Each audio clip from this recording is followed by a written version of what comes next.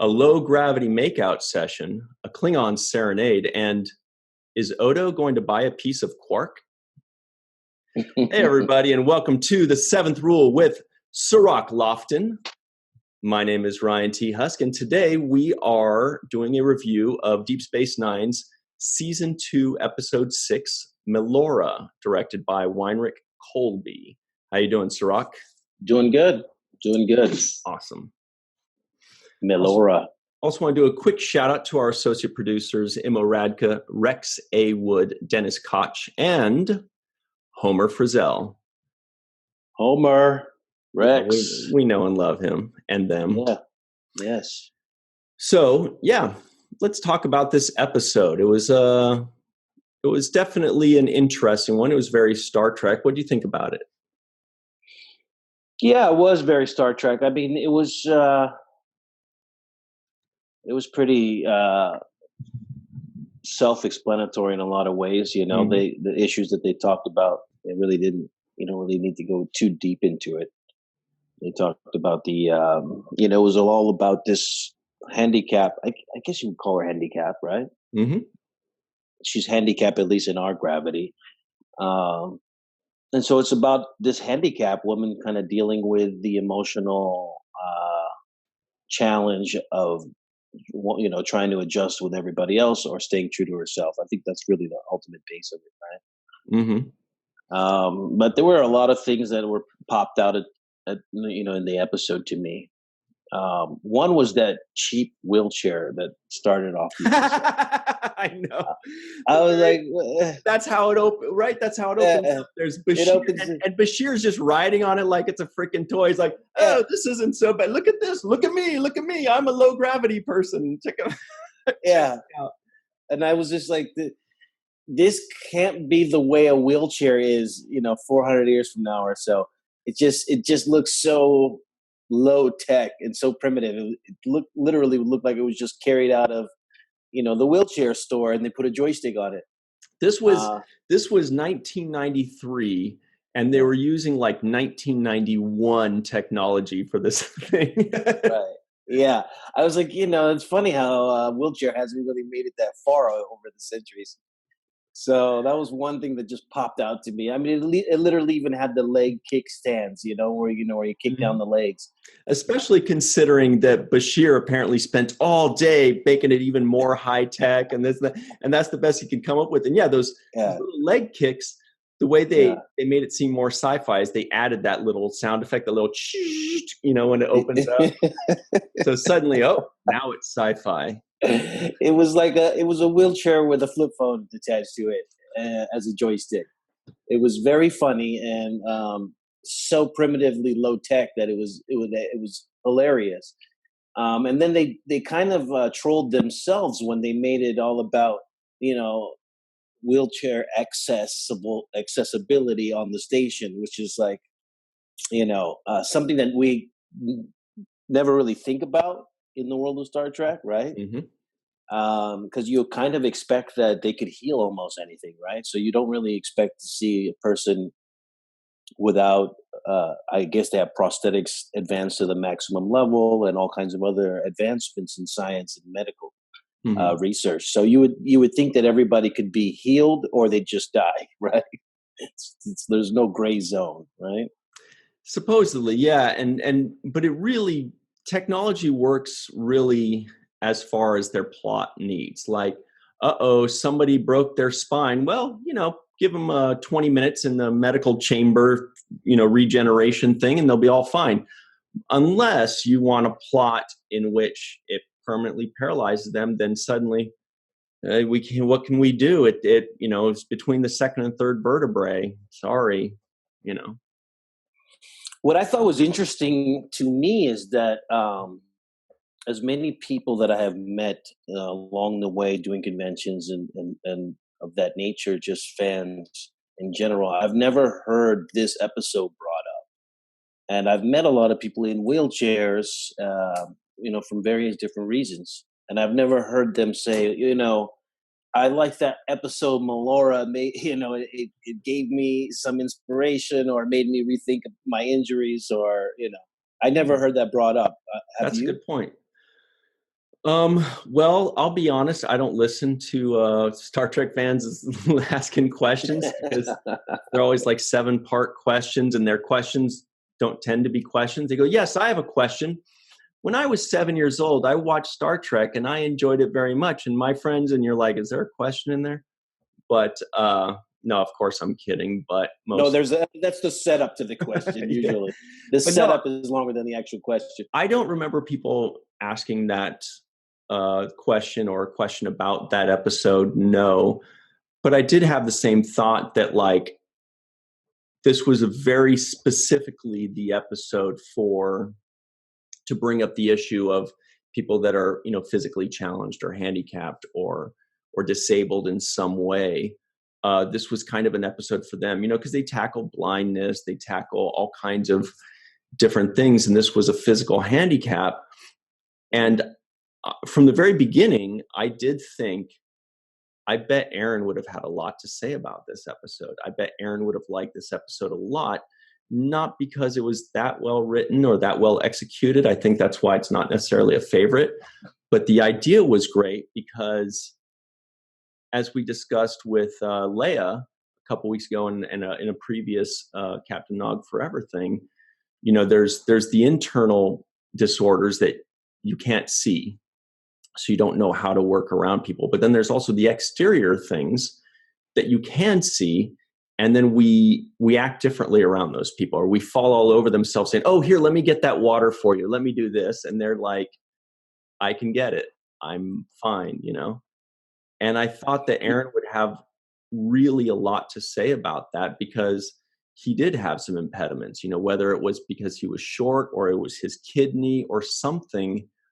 I'm sure all of his life he had people kind of trying to overcompensate a little bit. And Aron was very much like Melora in that, don't you dare even treat me slightly differently. Don't you even try it or I will snap at you. Absolutely no, and that's the same thing that I was reminded of when I watched the episode. It brought me back to, kind of looking at it through Aron's eyes. That reminded me of Aron, the moments in which he refused help Yeah. and didn't want to be looked at as handicapped or viewed as in impaired in any type of way. And that just harkens back to how I remember Aron being, not wanting to feel any kind of, special treatment based on any kind of things that you saw wrong with him. He wanted to be laid out flat, treated equally. Don't baby me. I don't need it. I don't need help. I don't need, assistance for some things. And I think that in itself is one of the main, you know, mentalities that you kind of admire about people that are strong, um, despite whatever their shortcomings are, Yeah.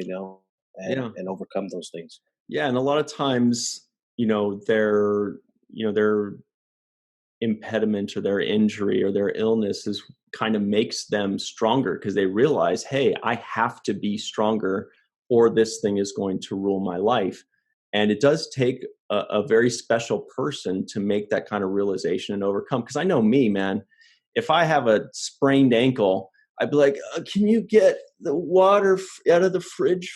I would, but I'm just so, I can't, and this itch in my Right. back, you know what I mean? But whereas people like Aron or like this character Melora, they're like, even if it takes me 20 minutes, I will go to the fridge and I'll get my own damn water. Yeah, and you see that time and time again. You see veterans who've lost their limbs that are continuing to do activities that you would think are outside of their realm of possibility, whether it's mountain climbing or running marathons, competing in Ironman events. They try to challenge themselves in different ways, and they don't yet let the disabilities kind of inhibit them from being a participant. So I think we see examples of this all the time, right? Yeah, Um, absolutely. but another thing that stood out to me in the episode was basically how horny Dr. Bashir has I been was throughout. I was like, when is the appropriate time for me to bring this up? Because I don't want to like jump in. We're having this heartfelt discussion about what an incredible human Aaron was, and what an inspiration he was. And I'm like, when can I just jump in and be like, it's the elephant in the room? It just that's exactly what it is. The elephant in the room. Bashir is a freaking horn dog. He's a horn dog. Every single line they gave him sounded like an innuendo. You know what I mean? Or a euphemism. Yeah, it was just like, this guy doesn't quit, man. Every girl he sees, he's just like, he's got a fire at. And I'm like, even the handicapped girl is like, he's like, yeah, so what are you doing later? And I'm like, come on, Bashir. He really need, I'm fine. I'm glad he got some. He got it memorialized. He had, he might have the first zero gravity sex scene that I think I can remember of. Man. Unless you can tell me of an earlier piece of film that has a zero gravity sex scene. I can't remember one offhand, but I did feel like after every line that Bashir said, I wanted to take a shower. Like the first, they're alone for 4 seconds, and he says, "Oh, is this your husband, boyfriend?" Like first thing, like. She hasn't even fully walked into her own quarters, and he's already sniffing her panties in her drawers. He's already like looming around and trying to get into everything. Yeah, it was a little bit over the top, and it was indicative of how they've set him up to be throughout this, this so far in the show, which is basically like, he's shooting at everything moving. But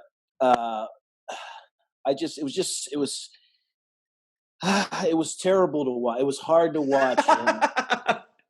It was hard to watch him really just like throw himself all over this girl.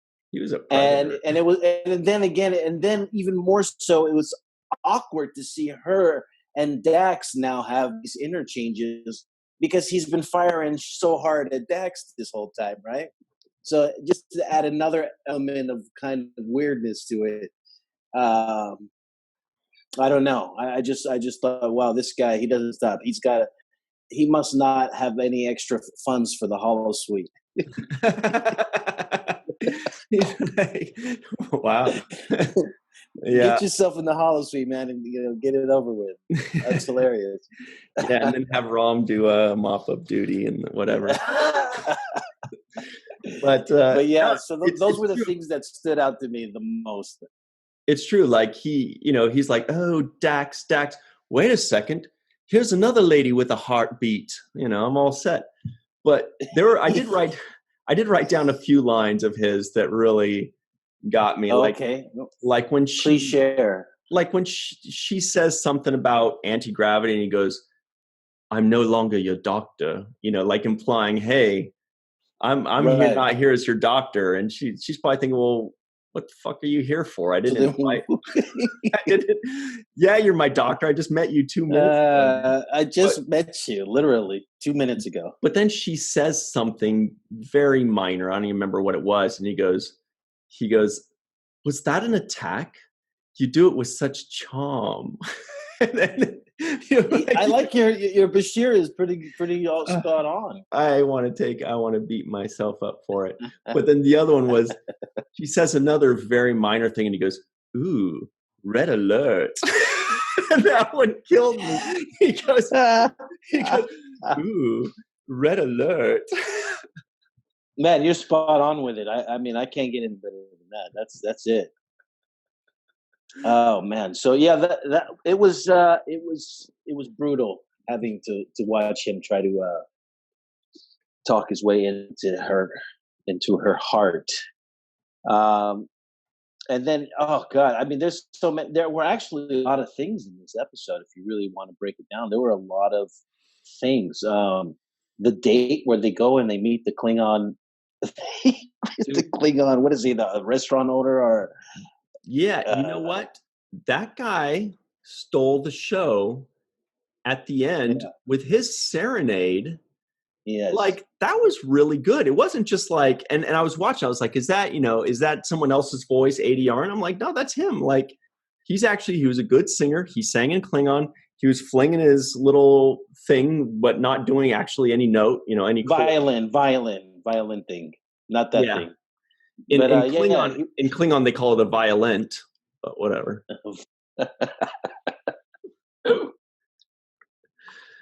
So yeah, he did steal the scene. I mean, first of all, the guy himself was kind of larger than life, so he fills up the screen, and just his presence alone.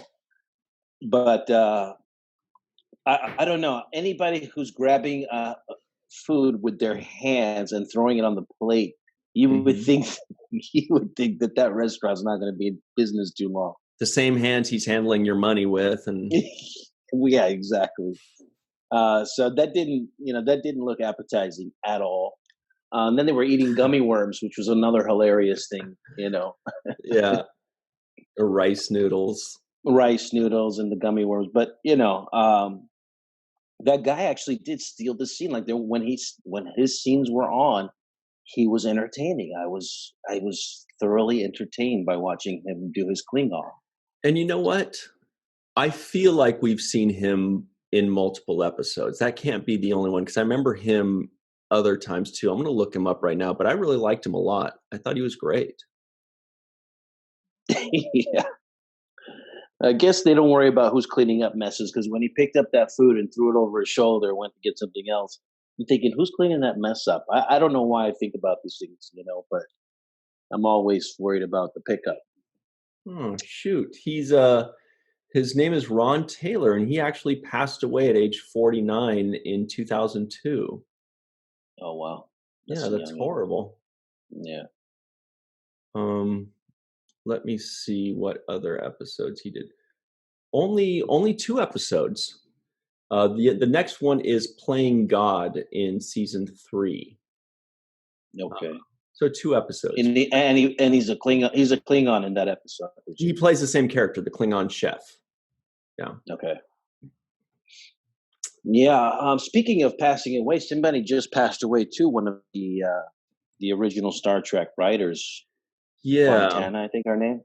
Yeah, DC Fontana. She was one of the original series. She was quite a writer. She was quite a trailblazer.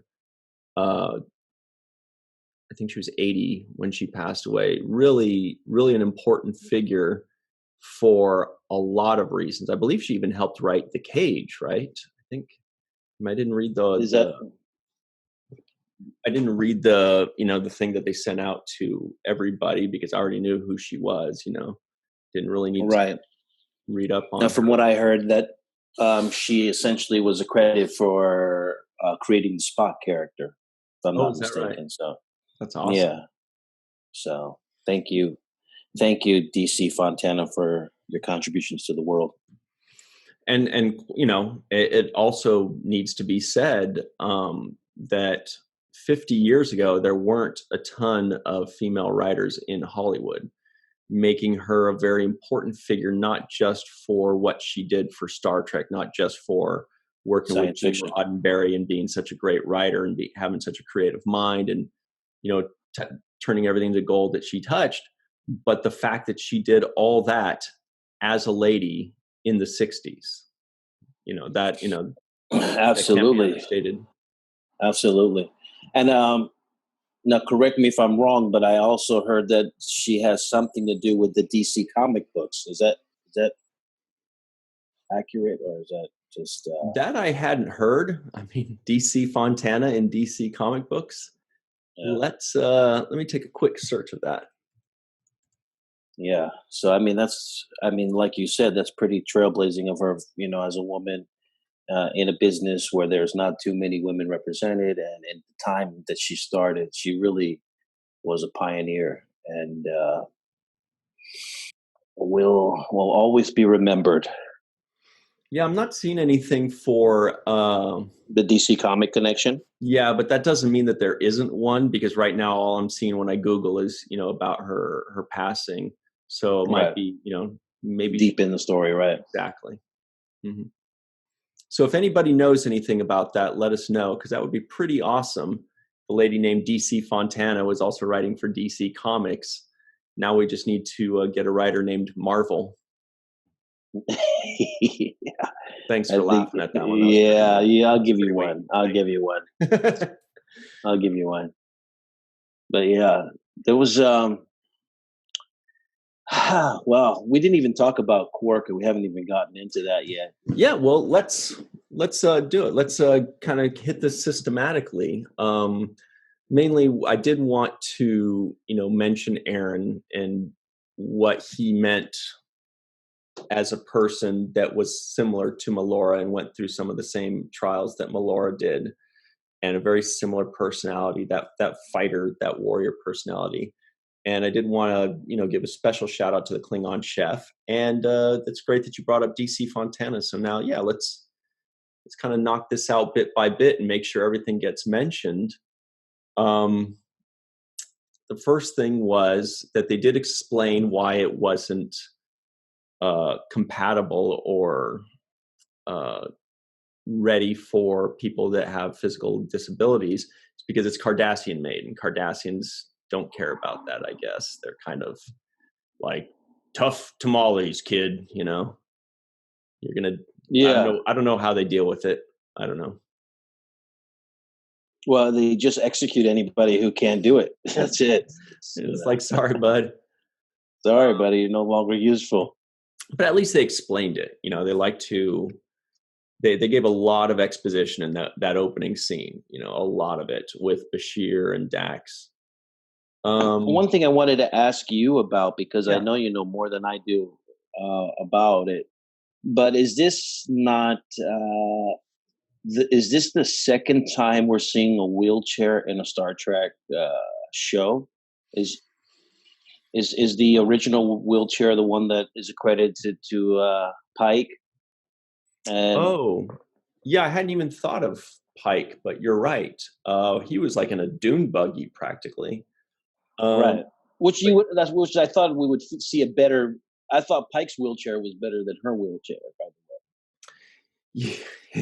His is like a shuttlecraft with his head sticking out.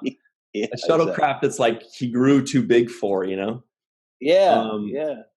Yeah, it could be. I'm trying to think of Next Generation. I mean, I know we see one fairly regularly now on Discovery. But as we know, that's a much more recent series. I don't recall seeing anything in Next Generation with the wheelchair. For all you awesome Star Trek nerds out there that are more knowledgeable than we are, let us know if there's anything in Next Generation with a wheelchair, because I can't think of one. The only thing I can think of is the Pike's hovercraft wheelchair. And this to me is like the second time we've seen one. You know what I mean? Yeah, you may be right. Also, I do want to get into the B plot in just a second. We're going to take our break, and then we'll get back with all the goodies in this episode called Melora in just a second on the Seventh Rule. Hey, everybody, and welcome back to the Seventh Rule with Cirroc Lofton. My name is Ryan T. Husk, and we are reviewing Melora. That's Deep Space Nine's Season 2, Episode 6. Let's talk about the B plot. Personally, I was very excited because we get to see a Uridian, which is one of my favorite aliens. Those prune-faced looking guys. The one with the nose? The one trying to kill Quark? No, the other guy in the dealing with Quark. Oh, the one buying the bracelets. Yes, the guy that looks like a prune, that's all super wrinkly. Yeah. Oh, I love Uridians. They're like information smugglers. Okay. You see them here and there in various episodes. And my favorite Uridian was played by James Cromwell. I think it was in Gambit Part 1. James Cromwell has played like various aliens. On Deep Space Nine, he was one that disarmed a missile with Quark. In Star Trek First Contact, he played Zefram Cochrane, one of my favorite guys. Anyway, what did you think of that B plot with Quark and all those other guys? It was interesting. It was interesting. It didn't jump out to me as like, wow, this is amazing, but it was entertaining. There were a few things that popped up out of it. Little miniature funny scenes. The one, for example, with Quark and Odo, where he's walking into his office. He says, "Don't be so happy to see me." He's like, "Okay, I won't." Yes, that was a great little exchange. Yeah, I wrote that down too. Don't act too happy to see me. Okay, I won't. Yeah, I like that. And then he said, "This guy's trying to kill me." And then he looked at him and he said, "What does that look for?" He's like, "Just a passing thought. Just, just thinking about you being killed. That's all." He's like, I'm weighing my integrity versus never having you here again. Yeah, which one? And so that was funny. And there was also one other moment where he says to him, "Don't your kind cut up the bodies when you die and sell it?" And he's like, "Yeah, I'll buy a piece of you." Yeah. That's how I'll help you. That was his consolation prize. It's like, he said something like, that's what Quark says. He says, what if the first sign of trouble is the last sign of trouble? In other words, like, what if this guy comes to kill me? And that's his He's like, well, I'll buy a piece of you when you die, okay? Yeah, I'll contribute to the loss. Sorry about that. So I thought that was there were little moments like that were funny, indicative of the relationship that I like so much between Odo and Quark. However, it didn't turn out the way I thought it would. I thought Odo would actually, changeling more and turn into something and, solve the crime by being an object in the room that nobody knew was. We kept waiting for that. We kept waiting for him to like pop up as the gun or as a buffet part or something, Yeah, or her staff, the woman's staff that she was carrying, the cane that she was using. I thought there were clever ways to kind of introduce Odo into the mix and be like, "Aha, I got you. I've been watching you this whole time, and I would disguise myself as a wheelchair." I bet you never, I bet you never thought that, right? Something like that. But no, it didn't happen in that way. They actually, made this other woman the hero of that moment. Using her gravitational advantage. So her handicap becomes an advantage, right? In this moment, exactly. And I know I wasn't the only one that saw that coming. We definitely saw that coming. That's how they're going to say. And then, of course, because then it turns it around and says, it's kind of an advantage, and she says that she kind of wants to stay. Right, and it was good. I didn't see it coming, so I wasn't as insightful as you were. There was another moment, like little plays with Quark, and it's very subtle with him. He doesn't need much to be great, in my opinion. But there was another moment, and that moment was when he is doing the deal with the Ceridian. Is that what it is? Uridian, the prune guy? Uridian, yeah. When he was originally doing the deal with the Uridian, and he, the guy says, "Oh man, you have 42 of these things. They will honor your name forever." And he's like, "Yeah, honor my name all you want, just as long as you give me 199 bars to land them, right?" Yeah, and I don't care about that. Yeah, I don't care about the honor. You keep the honor and whatever. Just make sure I get my money. And I another little subtle. It's just a one-liner, but I liked it. Another moment in which I liked it was Quark when he was on the ship, and they said, "How well do you know this guy?" That's what Dax asked, and he's like, "We've been friends for years, not counting today." Yeah. That's funny. Yeah, he's trying to kill me, So yeah, there were moments. I wasn't really overblown. I felt like this guy was a little bit too predictive in his evilness towards Quark. It was just a little bit over the top for me, He was telegraphing his intentions too much, in my opinion. Who sits down and says, "I'm going to kill you"? That's like the first words, right? I'm here to kill you, right? And then he lets you go, so you can just leave, right? You could just go away somewhere. Yeah, you can go away. You can tell whoever you want, like he told Odo. You could buy a gun. Yeah, whatever you want, but I'm going to kill you. I mean, who announces it that much? He was just kind of a little bit. It wasn't layered enough for me. It wasn't believable and realistic. I understood he had a chip on his shoulder. He got out of jail, but I think he would be a little bit more, inconspicuous about his plot to kill Quark. Not make a special announcement about it. And then I also would think that if he feels like he was robbed of money, that money would repair that. That he didn't need to kill Quark for it. I thought that the 199 bars of latinum would do the trick. Yeah, but he also was in jail for 8 years.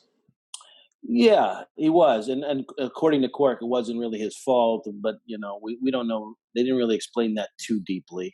Mm-hmm. But we know that Quark, based on the history of the episodes we've been watching, it's not outside of his realm to be dealing with corrupt or bad people and helping them in some ways facilitate their desires, right? Because Quark is for sale, so whatever you need, always. He's like the modern. He's like the like a gun runner or an arms dealer. It doesn't matter that that he's going to sell you something to blow up somebody else. He's just looking at the transaction himself, right? I buy for low, I sell for high, I make money. So that's one of the things that kind of stood out to me. I didn't like the psychology aspect of Dr. Bashir when he was breaking her down and being the psychologist, saying, you haven't talked to anybody. And it seemed like it was a little forced. He just met this person. He doesn't know what her condition is, what her mental state is like.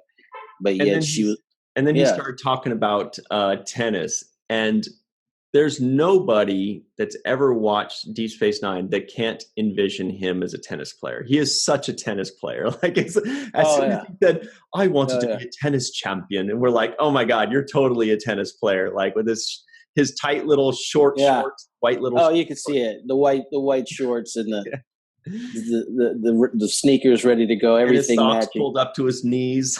Perfect tennis player look. I can see it myself. You're absolutely right about that. That's believable. Yeah. There were lines too. I like the line where Odo says to the guy coming to kill Quark, he says, I can tell a man by how he walks, or I can tell a lot about a man by how he walks. Mm-hmm. And he said, how do I walk? And he says, like a man with heavy shoulders, you got a lot of weight on you.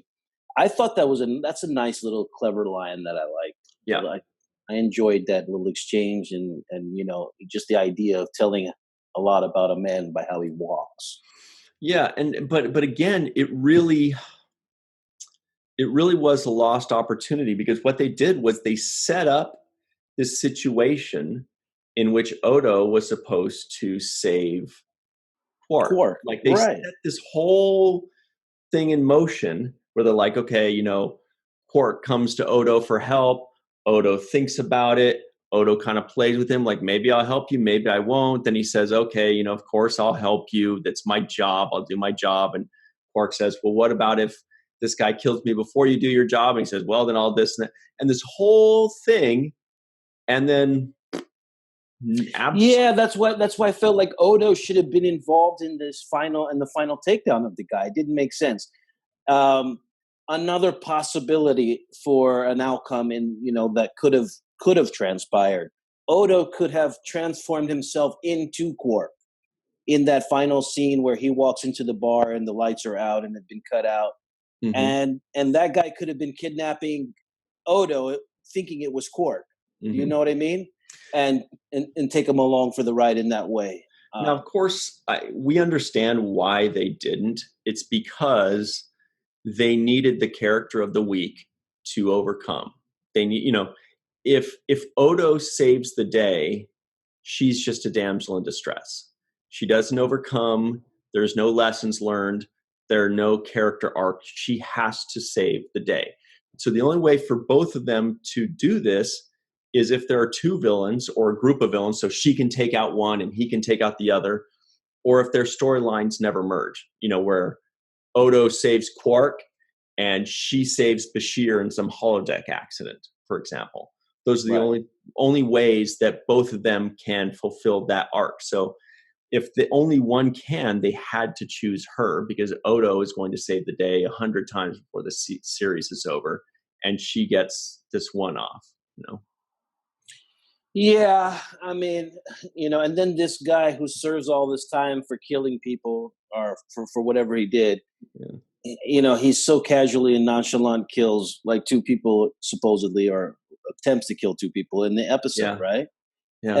And you're thinking to yourself, yeah, this guy, I don't understand why if he's that frivolous and casual about killing people, he would have killed Quark Quark. right away. Yeah, Right he would have away, said, there would be, yeah, I'm here to kill you, Quark.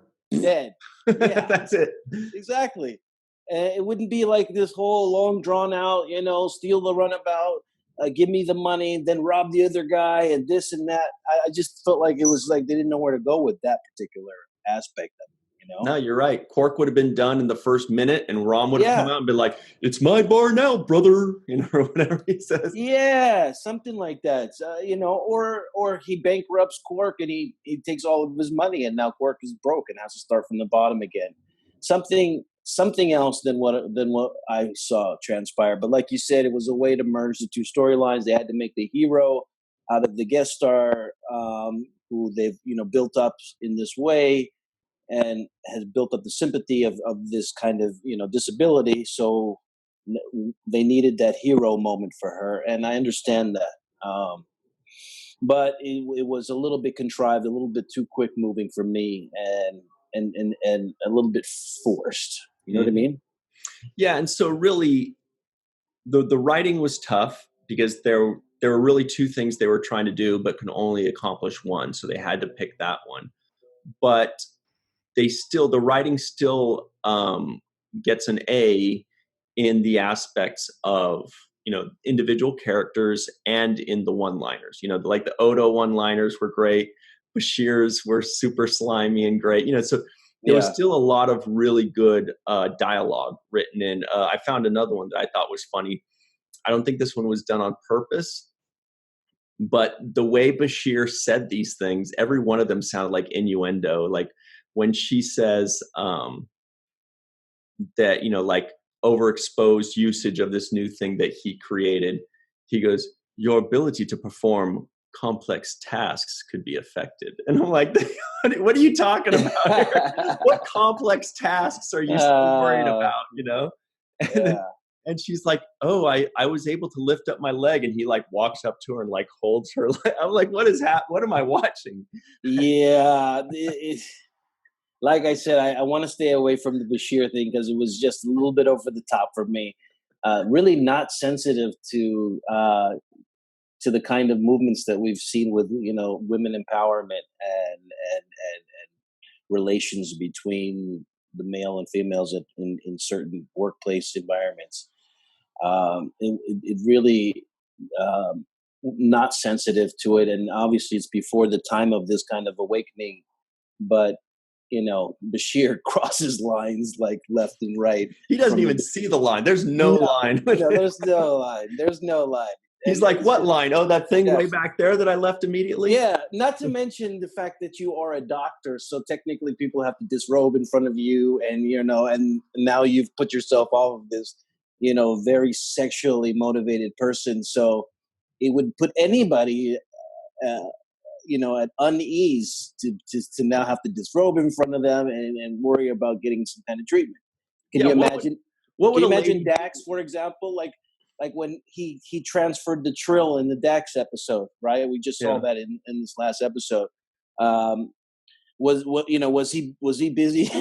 Was he busy doing other things while Yeah, he's while she was preparing? asleep or whatever. Yeah, so it's like they've kind of put it too far out there for him, where he's borderline pervert, right? Well, So that it was I mean, there was especially that one line where like what would a lady do if, she's got a disability and she just meets this doctor and he's supposed to help her and he escorts her to her room and he goes, "I'm not your doctor right now." She'd be like, "Whoa, dude, two steps yeah, back, please.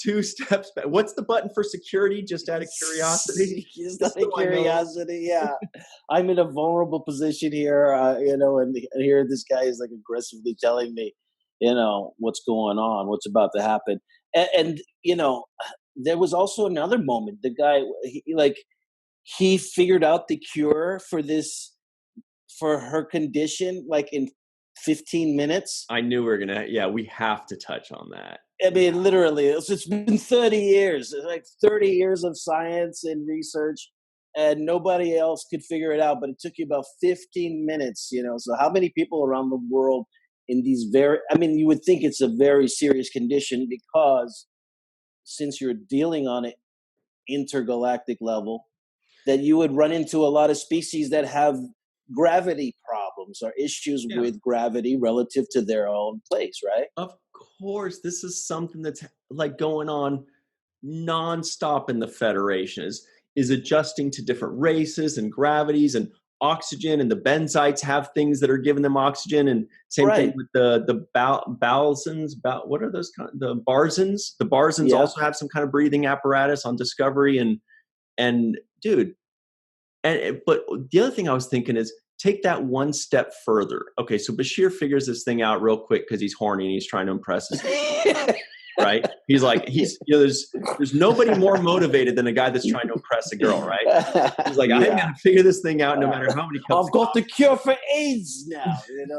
But on top of that, doesn't she turn around as a 35-year-old lady or whatever she is and go, I am gonna sue every one of my doctors for malpractice. This freaking guy just figures it out in 15 minutes, what my entire species has not been able to figure out for the entirety of our existence. Yeah, exactly. And she herself is a science officer, if I'm not mistaken, who does research around the world. So all she does is study, like for a living, essentially. This is a constant. You're right. This is a constant in her life every day. You're right. Yeah. Yeah. So you would think she would be aware of the procedure or the theory, because it directly affects her. So I don't see how she wouldn't have done research on what are the ways out, how could I fix this, and So I mean, it was just too much when he came the problem solver of that. That was like, all right, well, I don't see how that's possible. The other issue that I had a problem was adjusting the gravity for her would mess it up for everybody else, if I'm not mistaken, right? Yeah, that's right. Mm-hmm. So I didn't see enough of that, of how everybody else was messed up. They did start to float a little bit. Yeah, they started to float, but then she came at him like this.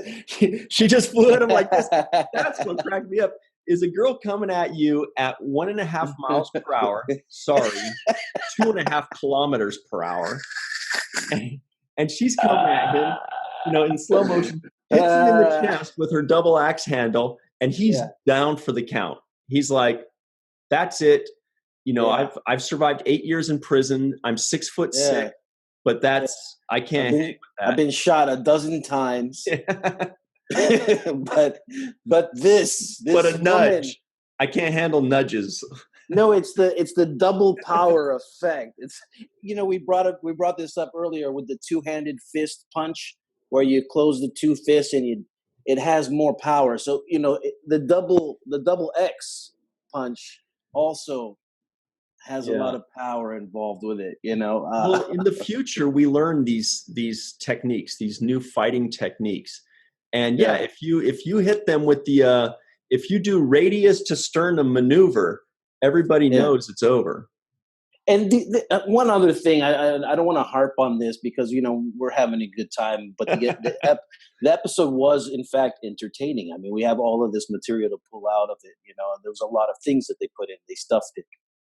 But one of the other things that came out and stuck out to me was this metal bracing around her uniform. We didn't talk about it, but in addition, that plastic metal, but it was like a bracing all around her, right? Mm-hmm. It was kind of like a exoskeleton kind of around her frame.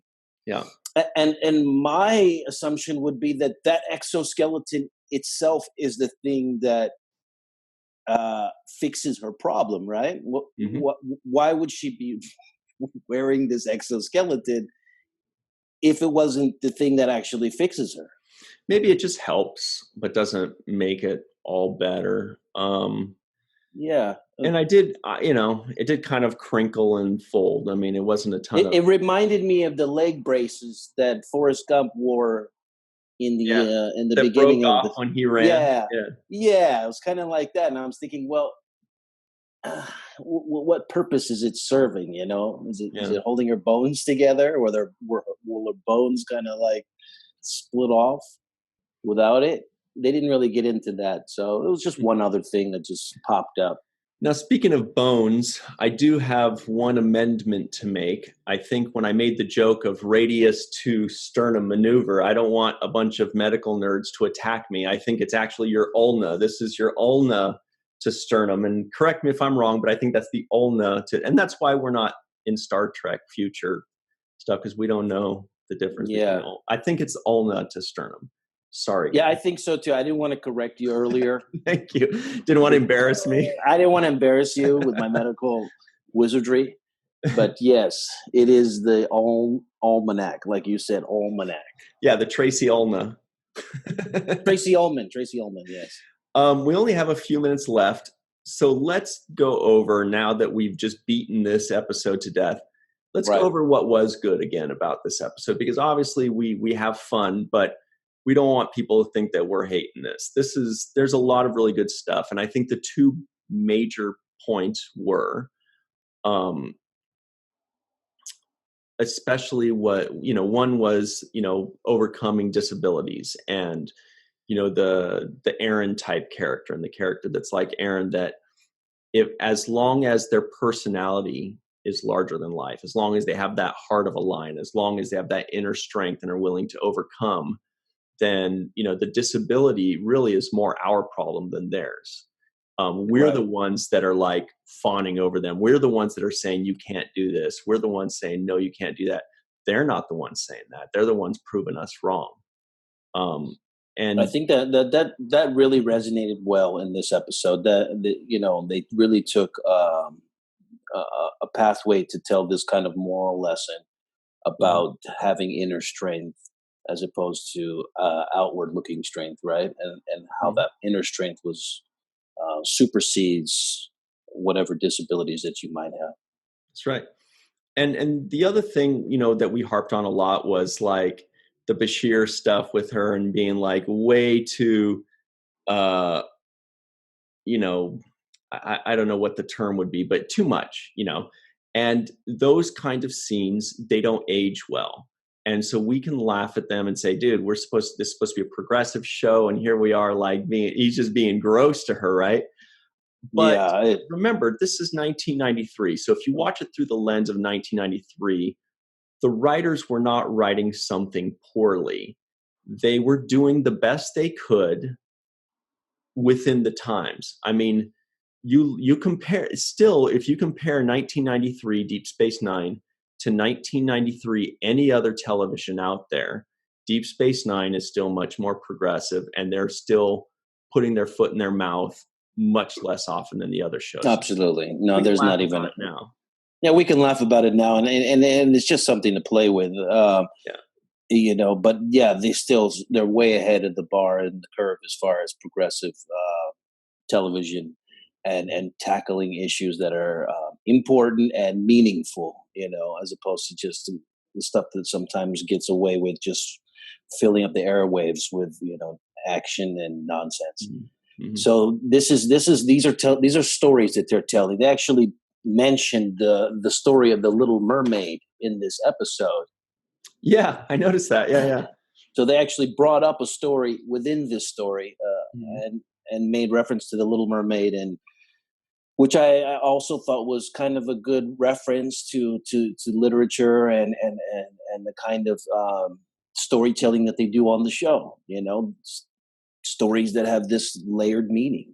And I think, did Disney's Little Mermaid come out before or after 93?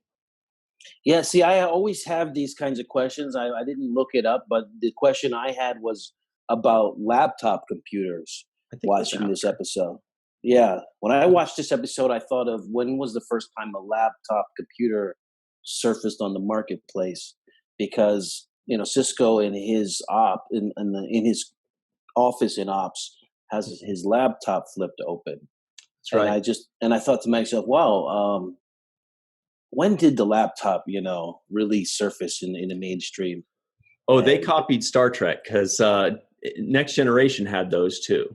So so, and so and they must have copied Star Trek. Yeah. everything does. Everything copies Star Trek. We all I mean, know it. literally the same design with the flip over screen and a keyboard at the bottom. So exactly how a laptop ended up looking. Yeah, and Later. it said Dell in the back. Yeah. Yeah, it had a glowing apple in the back. Yeah. No, it's pretty. I mean, so little things like that jump out at me too. I mean, it's very subtle. It's sitting on his desk. Nobody's making reference to it. But when you see these things, you say, "Oh, okay. How long has it been? When did this happen in the relative to the timelines of things, right?" Mm-hmm. Yeah. So Not just progressive with the social issues, but progressive with technology, with forward thinking, with creativity. Yeah, good points. absolutely. So, and thank goodness we didn't have to talk about all the nerd talk that they're like, oh, acetylcholine and muscular this and that. I'm like, I would have hated to memorize those lines. Oh yeah, no, I felt bad for Bashir on that one. I mean, just having to memorize some of those complex neural pathology and all this stuff. It was take my hats off for that, because that's not easy stuff to remember or even conceptualize. When you read it slowly, you're like, what are they talking about? Yeah, it's a lot of work. It's a lot of work, but they ended the episode with a nice little bow on the top, and it was all self-comprised, and the way this episode was written is, in a way that if you didn't watch any of the shows, you could just watch this episode by itself and be, entertained. You don't have to know any history of anything about Star Trek. Thank goodness. And that's what makes Star Trek so awesome. One of the many reasons. We're just about out of time. It was a fun one. I knew we'd have a lot to talk about, whether good or bad on this one, but they gave us a lot to work with. Shout out to our buddy Aaron that we think about every single time we watch an episode like Absolutely. this, constantly. And thanks for joining us. Always remember the seventh rule. Hello, everybody, and welcome back to the seventh rule. This is the free for all with Mohammed Noor, Rico E. Anderson, Homer Frizzell, associate producer, and also associate producer Rex A. Wood. We've also got Trek Tech Heather Jordan, Cirroc Lofton. We've also got Kat R. King here. Surprise! Hello. Hey, everybody. Hi. Oh, she's there. Okay. I'm here. There. Ryan, I don't think I've ever gotten an intro like that long of an E. Wait. Thank you for calling him out on that. Aaron would have done that for sure. I thought maybe he forgot your name. Anderson. That was my thought too. Everybody's like, you could tell him she's not.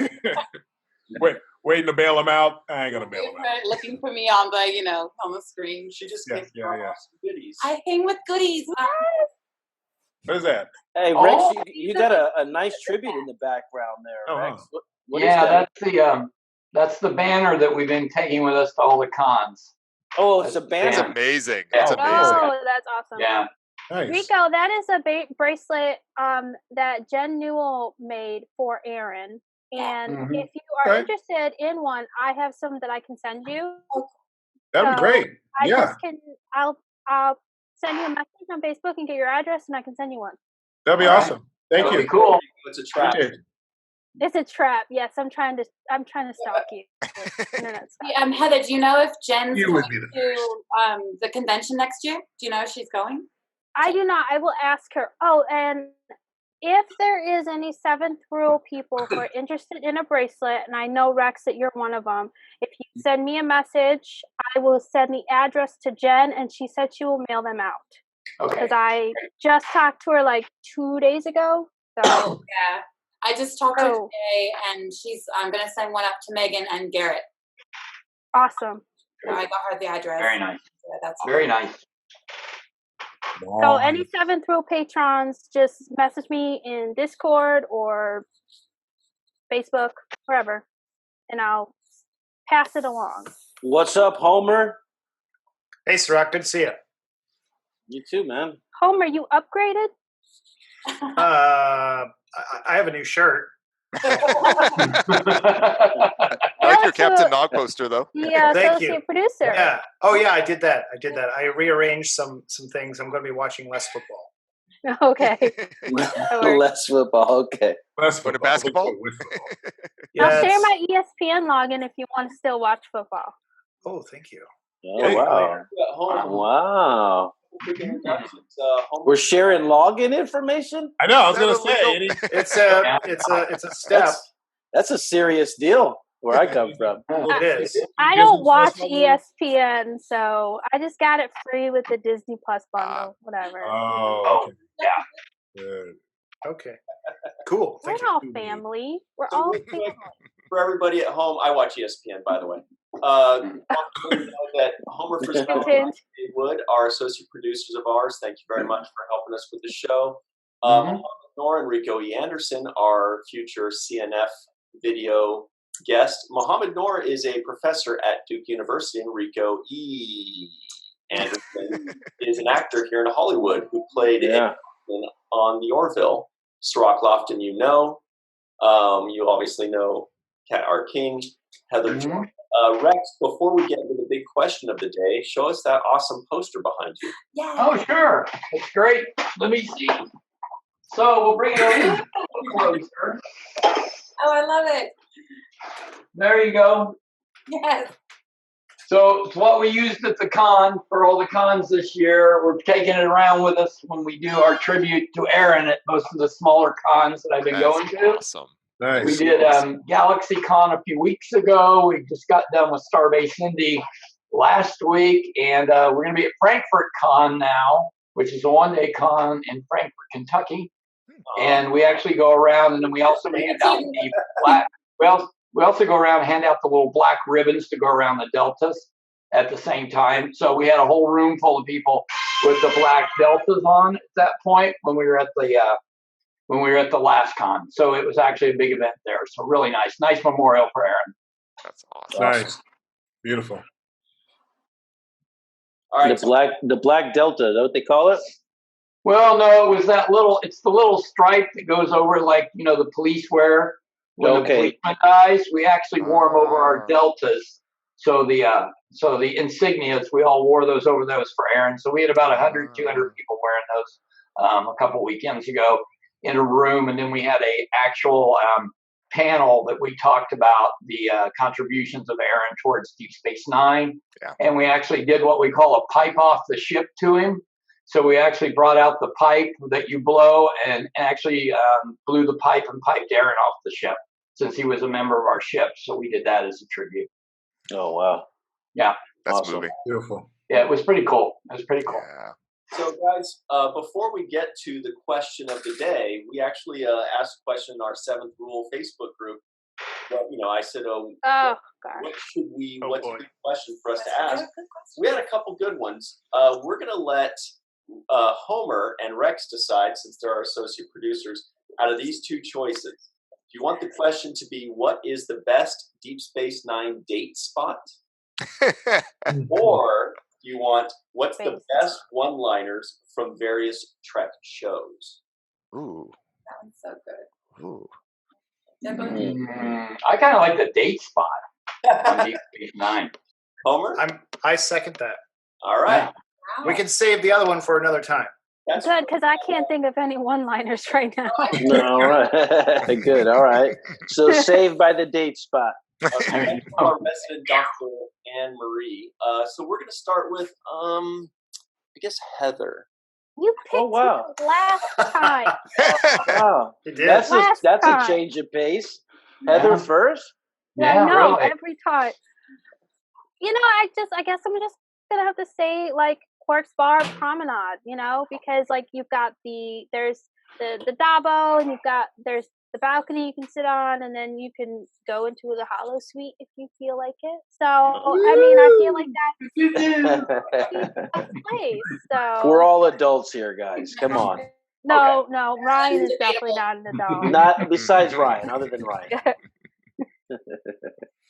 So pretty much all of Deep Space Nine was Heather's answer. Okay, what about... No, she said Quark's Bar. She said Quark's Bar Promenade, I think.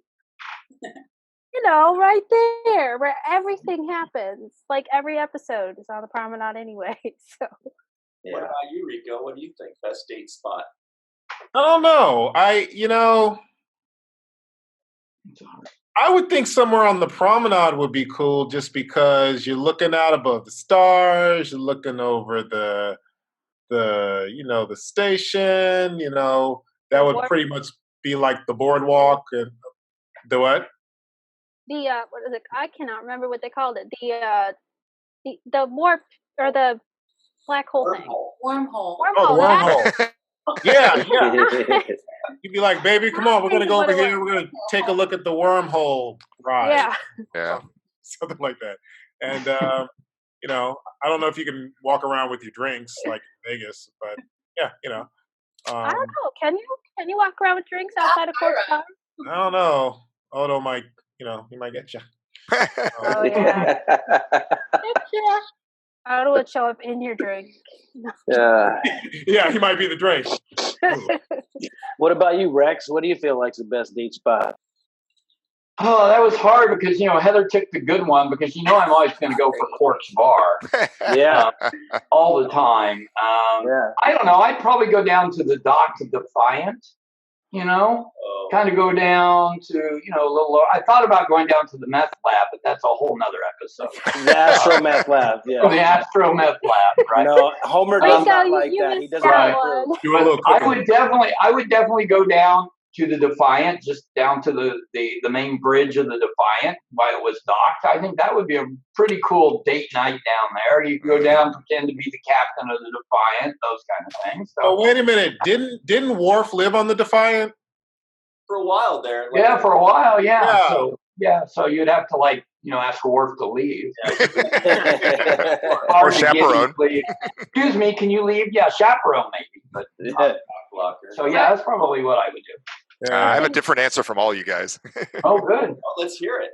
I think you should go in the captain's quarters because it's a show of command. I can go in there, have a great view out there. You got a baseball if you get bored, you can toss that around and have a little picnic in there. You got some privacy, and it's just different. Feel the captain's desk. Yeah, there you go. You got a desk if you need it for anything. I'm with you, Mohammed. I took all my dates into there. There you go, man. Right into Dad's quarters. Yeah. And then you can ask, hey, you ever fire a phaser? Let's go down to ops over here. Yep. There we go. You get to push the red button. Yeah. Don't push the red button. Don't push the red button. Not that one. Say, don't Never push it. the red button. You see that giant red button? Don't push it. Don't push it. With the sign that says don't push it. Yeah. Homer, what are you thinking about? Brig? So I've just started watching Melora. And so I think you go to this new Klingon restaurant that's on the promenade. That's right. And it's really going to tell you a lot. Oh, yeah. I'm talking a first date. So, get a feel for what they're into. Oh, so you like worms? Okay, I can work with that. Or maybe but you'll learn a lot. On food. No. Yeah, so maybe some Klingon opera. I think the guy's name is Kaga, something like that. Yeah.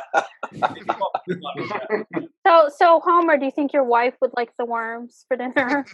I don't know if she'd like the worms so much. Maybe like the squishy other things. I might have to ask for the vegan option.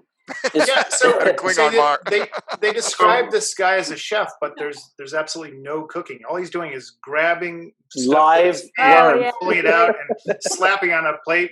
And I've only watched a little bit of the episode, but he's handing the plate over and stuff is falling off. And he's handing it over. It's like, somebody's got to do a big cleanup job after this shift is over. That's what I was thinking.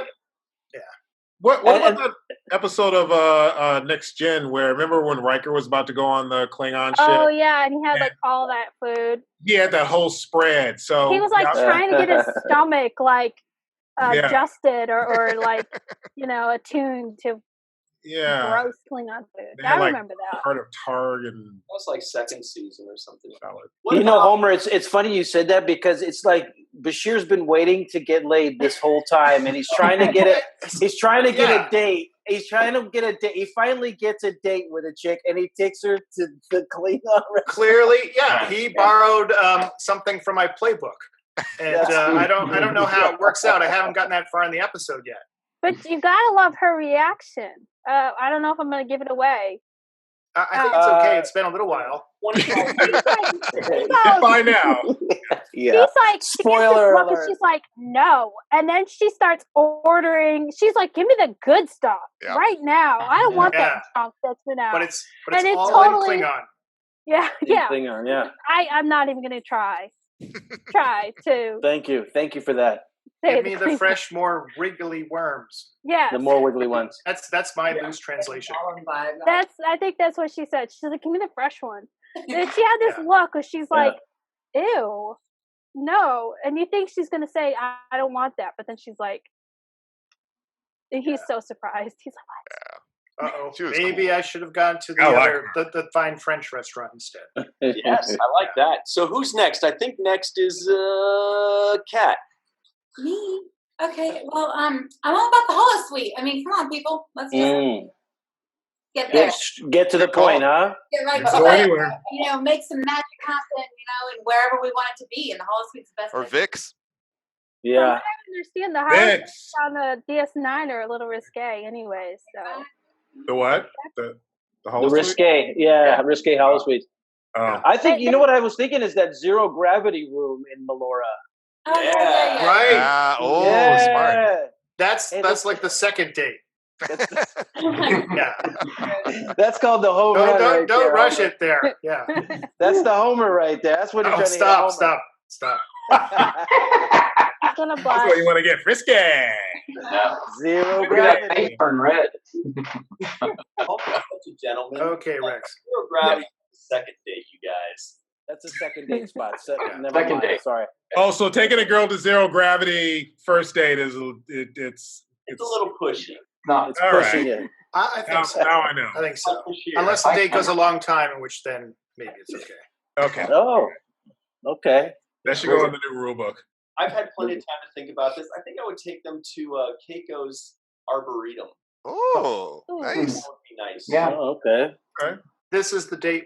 Sorry, this is when you meet the parents, right? Kai win. I was going to say the Temple of the Prophets, but I realized I might upset and offend some serious Bajoran, spirit somewhere. The Temple of the Prophets, huh? You want to see the orb? Yeah.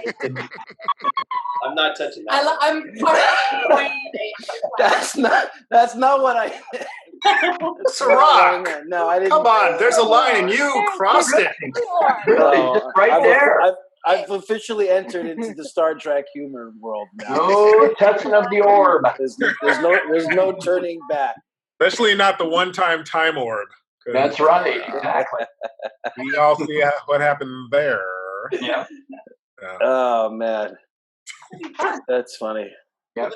It's been fun and educational. On the orb, I guess. I don't know. I don't know about the educational part. Yeah, no kidding. See, Cirroc, the problem with you taking anybody, Jake taking anybody to the temple is going to get back to your dad. Yeah, that's true. Good point. Yeah. I mean, that's a really good point. They're going to tell the emissary, so it's like, it's definitely going to get back to my dad. Yeah. He might get like one of those like visions, Yeah. Jake was here. That might be your out. Touching the orb. That might be your out. Yeah. That's my out. Yeah. Dad, I had a vision. What do you want? Hey, I'm your boy. What do you? Hey. No, I'm totally with Muhammad's idea. I like the idea of being, showing off the captain's quarters and the ball. It kind of shows that you have access to a high level place. Exactly. It's also a private room in some aspects, so you get to talk personally and not be disturbed by a whole bunch of other people if no one's in ops. Yep. So I think that would be really where I'd go. Thank you. Do you think that people could go to ops and just practice shooting? I don't think so. I don't think so. Great. Like the range, the gun range. Yeah. That guy, They're random asteroids. Yeah. It could be like the video game Asteroids. Yeah, exactly. Can you imagine like somebody at DS9 playing Atari or something? That guy over there is playing Gallagher. Yep. That's right. Oh my gosh. All right. Yeah. Well, thanks, Rex and Mohammed for being the adults here today. Trying to balance things. Yeah. But, Homer was an adult as well. I think so. I think it's good to try new foods and explore. Yeah. Yeah. Well, We Homer, better zero G. we better. And it's relative to the episode. It's current, man. It's perfect. And Heather is doing her homework, that's for sure. my homework? Which homework? Well, she's stuck in public storage. Oh, Give her a okay. chance to find a way out. It's hard to find your way out of a public storage. It takes I a while. told you I live in this one right here. There you go. Public storage with crazy original series lighting. With great lighting. Exactly. Yeah. It's mood lighting. Yeah. Okay. All right. Red shirt lighting. Yep. Looks like Ryan's ready to go, so I think he's ready to sit. It seems that way to me, too. Ryan's got his hand on the red button. Yeah. I think he's starting to say goodbye 5 times. Where's the button? Watch All the drag it out. All right, guys. Well, thank Thanks, you so guys. much, man. Thanks for everybody. Yeah. Love you guys. Gotcha. Thank you. Yep. A lot of fun. A lot of fun. Thank For you. Mo Radcliffe, Absolutely. Dennis Koch, Homer Frizzell, Rex A. Wood, our associate producers.